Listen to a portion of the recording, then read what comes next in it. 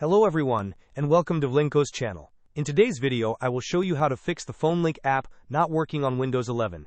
And now, let's get started.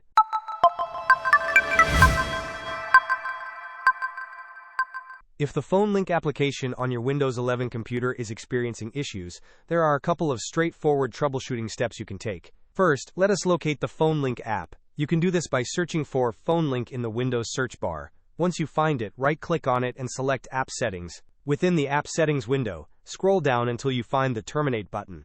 Click on this button to stop the application from running. After terminating, you will see a repair option. Select this option and allow the system to repair the application. You will know the repair process is complete when a tick mark appears.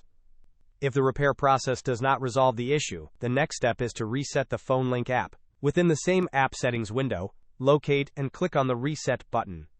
Similar to the repair process, wait for a tick mark to appear, indicating that the reset is complete. This action will restore the app to its default settings, which often resolves persistent problems. Hope this was helpful. Don't forget to like and subscribe if you enjoyed. As always, thanks for watching, and I will see you in the next video.